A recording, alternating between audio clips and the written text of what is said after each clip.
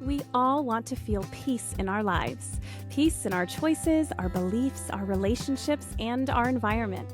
I've learned that this desired contentment is often found through holding on to less. When we pare down what we own, what we consume, and what we value, we're left with what's intentional, a personalized curation of what is important and true and useful to us. I'm Shannon Leyko, and you're listening to Paring Down, a podcast aimed at helping you declutter not only your home, but any area of your life that's overwhelming. Here, we're having interesting and honest conversations about the physical and mental clutter that drowns out what truly matters to each of us. And together, we'll learn how to pare it all down, not for the sake of perfection or becoming rigid, rather so we can move through life with less overwhelm and more joy, wisdom, and peace. Hi, everyone. I hope you had a wonderful Thanksgiving. I know that the holidays and get-togethers with family can be run the gamut from wonderful to triggering and to sad to glorious. And so wherever you fell on that, I hope that it was a time that you made it through better than okay, but hopefully really, really good. Either way, it's behind us now, and we're on to Christmas with a full throttle, even though I think most of us have probably already been full throttle to Christmas for a while now. I feel like November 1st hits. And have you seen that meme where it's like a calendar of November and December, and everything is circled in green for Christmas, all the dates on the calendar, except for like the 3 days surrounding Thanksgiving? You know, they're circled separately, and the green, it's like Christmas, Christmas, Christmas, Thanksgiving, and then continue on with Christmas. So today marks our very first mini series. I am kicking off a mini series called Paring Down the Holidays. So the next 4 weeks, we're going to be talking about things that pertain to decluttering in terms of the holiday season. I'm really excited about this one. And just to give you guys a heads up, every once in a while, probably more than once in a while, it might even be every other month or so, I'm going to do a mini series within the Paring Down podcast that focuses on a specific area of life. So from travel to beauty to the holidays, like I am starting with, we're going to really dive into how to pare down these different areas of our lives. And that doesn't just pertain to physical clutter, though we will always bring it back to that a little bit, but really paring down what we believe and what we hope and what our anxieties are and why we feel the way we feel about things and what is the most important thing, right? Getting intentional about each area of our life to understand more about ourselves, more about what we want, and more about what is the most important thing. So we're starting with the holidays because it's all around us. If you haven't started decorating for Christmas yet, you are probably starting right about now, because it is the official time that basically everybody in the United States of America says that it is okay to start decorating for Christmas, even though who are they to say? You can start decorating for Christmas in July for all I care. But you've either done all your decoration, or you're starting right now. I think we're all on the same boat as of the day after Thanksgiving. So I thought this would be a great time to just talk about decor, Christmas decor, holiday decor, as it lends itself to the decluttering conversation. Because I think we all have a lot of fun decorating, or at least most of us do. If you're a decorator, you're probably doing it because it's fun. And it is a special time. I love making the holidays feel extra special. And I think one of the ways we can do that is by bringing it into our environment. I absolutely don't think there's anything wrong with decorating for the holidays. I love following accounts that are more minimal than I am. And they, grab some pine leaves, pine needles, pine leaves, are pines leaves or just needles? I don't know what classification that is. But anyways, they bring in pine tree branches and decorate their house with just that, and other very, very simple or no decor at all. And listen, I like following those accounts because they remind me that I don't need all of this stuff. And I also don't take that approach. So I fall, I would say, kind of on just the normal, minimal side. Normal is a bad word, but you know what I mean? Like minimal, but still I like to decorate, but it's like my house doesn't look like a snow globe. So it did look like a snow globe at one point. So let me back up and give you a little bit of a picture of what my decorating life has looked like and how it's evolved over the years. I love Christmas, love the holidays, always have always felt like it's so magical. But as an adult, I've been trying to look back at my childhood and be like, why was Christmas so special? And think through the decor and that kind of thing. Because as a kid, I mean, for me at least, I didn't really register what my house looked like. Like that just wasn't something I was taking notes on, right? And so I look back and we had a tree and special Christmas ornaments. They weren't like, we never had like the pretty, perfect bauble tree. It was always personalized ornaments on the tree. And my mom had like a couple of silly little Santas all around. She also had a centerpiece on the table. I'll never forget. And I have it now. It's Santa on his sleigh and the little reindeer are like rising into the sky. It's very cute. So that was always in the center of our table, a red tablecloth. And then our Christmas tree plates were out like as a setting. And so that was pretty much it. I mean, it wasn't nothing, obviously. Like the little Santas and little reindeer were placed strategically throughout the house. But we certainly were not one of those homes where you walk in and it's like a full snow globe, you know? And so I think that's kind of the approach I naturally took when it was time for me to take on the task of decorating a home, especially once you have kids. Well, or just once you get older. I don't even know if it's kids because I have plenty of girlfriends who are single in their 30s and they still decorate their homes for Christmas. And I don't think they did in their early 20s. I think it's just something that we start to do as we get a little older. We're a little bit more nester, you know, we like to nest a little bit more. And I don't think that's just attached to children for the record. But obviously with kids, there comes another level of wanting to make sure that their holiday feels really magical. And so I inherited a lot of my mom's stuff because she passed away when I was 24. And so when I first started to decorate a home for Christmas, I basically just copied what she did. I put up her Santa Clauses around the house. I had a tree. We had a real tree the first year that we had a child. And actually, maybe I was just pregnant. Oh, well, it was like I was giving birth. That's right. My son was born on Christmas Eve. So that year we got the real tree and then he was born. We weren't even home for Christmas because I was in the hospital for 11 days. And then the following year is when we realized, oh, we're not going to be a real tree family for a little while, even though I used to feel very strongly about getting a real tree until I realized that like I need to not have children that are going to be of the age where they're eating the pine needles or like actively trying to set the tree on fire, you know, like just or trying to play with the water that the tree is in as though it's a water table. So someday we might be a real tree family again. But ever since then, we've had a child 2 and under, including this year. So it just has never stopped. And so we got our tree though, and the ornaments, and a lot of those ornaments were the ones that my mom had passed down, and it was lovely and it was great. And then we moved to Alaska, and I think it was the pandemic year, so maybe 2 years after my son was born in 2017. So that would be 3 years later. I think it started maybe 2 years later, but then 3 years, I really went all in. I was like, this is fun. I'm going to make my house look like Christmas threw up here. We're going full snow globe, people. And so obviously I was not like super into my minimalism journey. I've always liked to, I was like, I was enjoying organizing when we were living in Alaska, which was a couple years ago now, but I wouldn't say I was going minimal yet. And so our Christmas decor reflected that.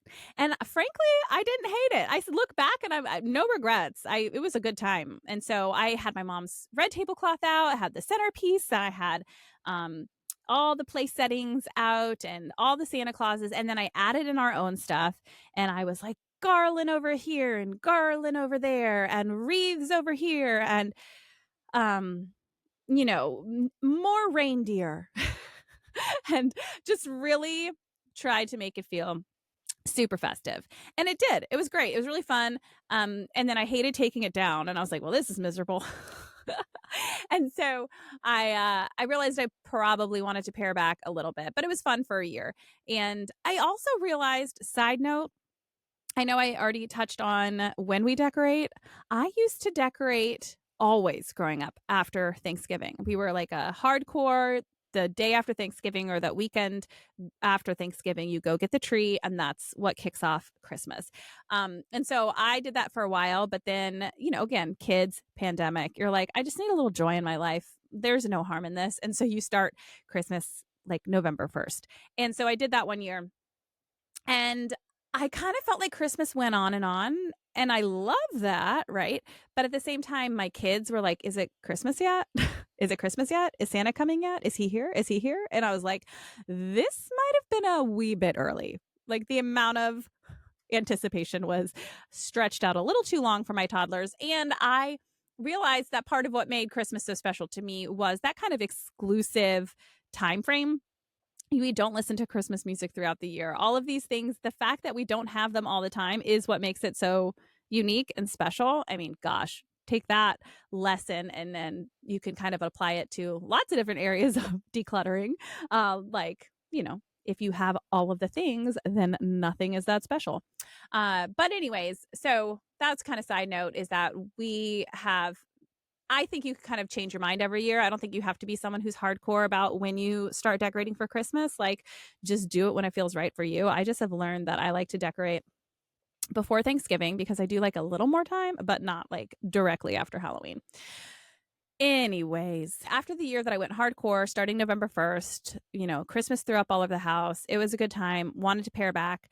I decided I needed to figure out like what felt best. What was it that out of all of those things mattered most to me? And I don't have to do it exactly like my mom did it in order to give my children the same magical feelings that I got. And so I kept only the Santas that I really love that my mom had that I remember being around the house, right? Like there's one holding a candle and he kind of like waves at you and he's like he's a very jolly Saint Nick, And I really like that guy. But there was one that was like kind of like Beanie Baby-esque.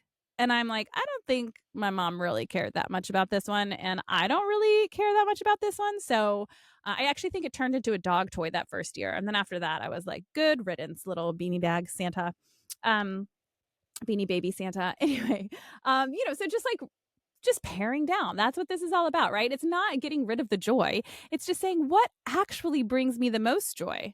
Because when I see that waving Santa, jolly Saint Nick with a candle, that makes me really happy. When I saw beanie bag Santa, it added to the like idea that it was Christmas time, but that Santa did not bring me much joy, And I had to do that with all of the things, with ornaments, with garland, with all of the stuff. And I kept more than a purist, like a minimalism purist would keep. But I mean, I've never claimed to be a minimalism purist. So I think that tracks. But I'm going to tell you specific types of like tips and types of decor, how I tackle it. And if it helps you, great. Take what you can, leave what you want to. You know how it goes.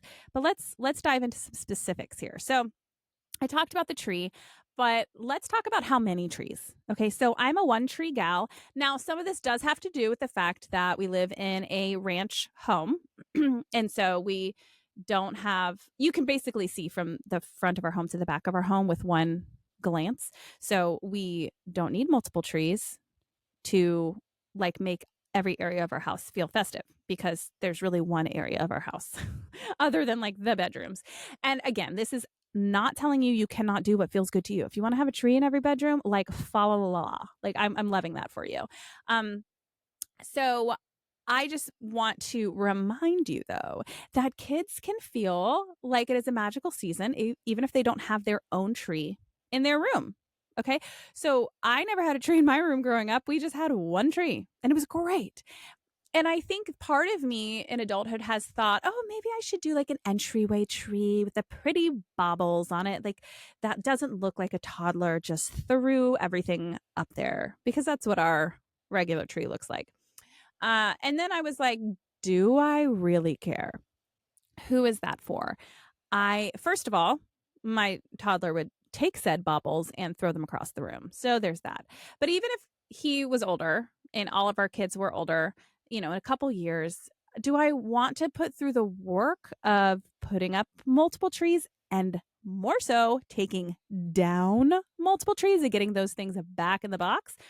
That doesn't sound super fun to me. I also don't know if I want to store that much, right? Like storage matters throughout the year. And while Christmas is really fun, we have to decide, is it worth all of the storage space in the garage or the attic or whatever, right? Like that's 11 months out of the year. Christmas is 1 month out of the year. So we have to make sure that it is balanced in terms of what it means for our lives when it's not Christmas time. So I would just encourage you to figure out what kind of tree makes you happiest. If you feel like you're supposed to do the sentimental tree with all the little ornaments that have meaning, but that doesn't actually bring you joy, like if you're the kind of person who looks at that kind of a tree and you're like, oh, this is not pretty, then don't do it. Like, just don't. It's fine. Your kids can grow up with a beautiful tree, and maybe that will become something that they value with you. Maybe you guys can start the tradition of like they learn how to make the ribbons go around it really nicely and how to place the baubles so that each bauble looks nice, right? Like there's nothing wrong with that tradition versus the tradition of putting on ornaments that maybe are more personalized. Like it's all about what makes sense for you. For me, I am not an hashtag aesthetic person. Anyone who follows me on Paring Down podcast probably knows this. It's actually one of my insecurities about starting that Instagram account. I was like, I want to do my minimalism account that has to do with the podcast, but I am not good at like taking aesthetically pleasing pictures, right? Like that's just like not my vibe. So a chaotic tree really speaks to me because that reflects who I am more and reflects my family, and it's great. And we love our little chaotic tree. But that doesn't mean it's the right kind of tree. You have to figure out what is right for you, my little aesthetic friends. On to replacing. So we talked about paring down what you actually like when it comes to decor and ornaments and trees and all of that. But let's talk about how to approach decor in a way that doesn't feel as cluttery if you're gonna still put out decor, because that's me. That's the category I'm in. So even if you have fewer trees, and even if you let's say throw away the Santas that you don't really love, there are other things you can do besides just doing less. And one of those big things is replacing. So what I like to do is, instead of adding to what's already in your space decor wise, replace the decor you currently have up. So an obvious one would be, we have a garland in our playroom. It has a bunch of little jungle creatures on it because it's a jungle themed playroom. And for Christmas, we just take that garland down and replace it with one that says like Merry Christmas or something. We also have like above our couch is a shelf that has some display items on it. And one of them is this big picture that's like flowers that stays there throughout the year. For Christmas, I specifically ordered a photo that's around the same size. It's a picture of our 3 kids sitting on the rooftop, not a real rooftop. Don't worry. We didn't like put them up there where they were grave danger going to fall off a roof. It was a set at a photo studio. But anyways, it's really cute, and they're all in their Christmas pajamas and waiting for Santa and his reindeer on the roof. And so I had a large print of that large picture of that printed. And I did that specifically knowing I wanted to be the same size as that flower picture so that I can just replace that during Christmas time. So I take the flower down, put the kid's picture up. So really thinking through that, we're going to take away pillows and put out Christmas pillows, take away your year-round blankets, put out Christmas blankets. And you can store those other items, those year-round items, wherever you just took out your Christmas items. So, really thinking about how you can replace things instead of adding to. One that's not like super, it's kind of counts as both, but we have wine bottles out usually. And so we have those little wine dresses and outfits you can put on the wine bottle to make them look like little people bodies. Anyway, that one's really cute. That's adding to, but also not adding on top of. No, actually, it literally is adding on top of. You know what I'm saying? It's not like adding more and more and more to a space, because that's when you really feel like super cluttered and everything's falling in on you. And then another clutter-free-ish way that I love to create the spirit is through kid crafts. You know, every year we do the snowflakes, where you cut the snowflakes, lots of different triangles, and make them. You know what I'm talking about. I don't need to describe this to you. 100% of the people in this country have made a paper snowflake before. So, anyways, we hang those from the fan in the playroom so that they kind of have little snowflakes on the ceiling. And that's a fun way that you can incorporate decor, but not have to keep it year round, because as much as I love my children and the effort they put into their crafts, like I don't need to keep their paper snowflakes. We'll make new ones next year, you know? We also did like painting a cardboard tree from Busy Toddlers. If you don't follow her on Instagram and you have toddlers, do that because she gives you lots of great ideas. And so, we painted a tree and like put it on their doors, like a cardboard tree. So crafty type things that you don't have to store away the rest of the year, I find to be really fun, and they make me happy because my kids made them. And that's the best kind of decor. Let's be honest. Like when it comes to the ornaments and stuff, even the ones I had to pare down that my mom passed down, I looked at them and was like, okay, which ones of these do actually hold meaning to me, and which ones do I not even really remember being on our tree, or maybe I do, but I don't even know why they were on our tree and I didn't love them, growing up, versus the ones that had like my mom's handprint from the 60s. Like that one obviously is so cool. And those are the ones I try and remember with my kids. Like it's gonna be those ones that matter the most to me at the end of the day. But I got sidetracked by ornaments. But yeah, I love the kid stuff because it's just special. It's just really special to look around your house and see what your kids worked on and know that you don't have to hold on to it the rest of your life. It's just good for a season. And other ways we can create this spirit of Christmas, I just wanted to throw out there because while decor is fun, and like as you can tell, I'm not anti-decor, and hopefully some of these ideas in terms of how to figure out what really matters to you and pare down and replace and instead of add to, and these just little snippets of hopefully helpful ideas, as much as those are great, there are really wonderful ways to create the Christmas magic without the decor. We're talking about putting on music. I listen to NSYNC, Pentatonics, and Michael Bublé. We all have our go-to, right? Those are my like big three. And the NSYNC, Merry Christmas and Happy Holidays. Merry Christmas. You're welcome for that concert. Anyways, there's nothing that gets me more in the spirit than hearing that song. Come on, nothing in the whole world. So you can do music, you can do a fireplace. Now, obviously in our house, we're not doing a fireplace, A, because we don't have one, B, because my children would try and throw themselves into it or like fall into it and die. So we are not of the real tree phase, nor are we of the fireplace stage of life. But I turn on, I think it's on YouTube or Netflix. You can just look up like fireplace, and they will have one that can play for 12 hours straight, and it gives you the little crackling sounds. And I love putting that on during Christmas. That's on our TV like 24/7 instead of just a big black square in the living room. It's just the fireplace. It's pretty cute. What else? Smells. You guys are probably baking, or even if you're not, you can put like cinnamon, and there's all these different accounts that are probably more aesthetically pleasing than mine, that have all these wonderful ideas for how you can like make your house smell like Christmas. And I think that's a really wonderful idea too, because those are the memories that last. I don't know about you, but when I look back to my childhood, like I do remember the tree and that being important and some of those Santas. But what was the most important part was what that represented to me. It represented putting on the ornaments with my family, with my mom, and the music playing, and it represented the cookies and all of the memories that are just memories, not stuff, right? This stuff represents it, but the memories aren't held inside of that stuff. And so I think that hopefully can encourage you that like you can have fun with decor, have at it, but keep in mind that what's truly magical about the season are the memories attached to it. And you can listen to that episode I did with Carla Graves about decluttering, avoiding the Christmas clutter. I think it's episode 3, to go back and listen to it. And we dive into how to make sure we're not overdoing it with traditions, But also, traditions are, in my opinion, a lot more long lasting and memorable than this stuff.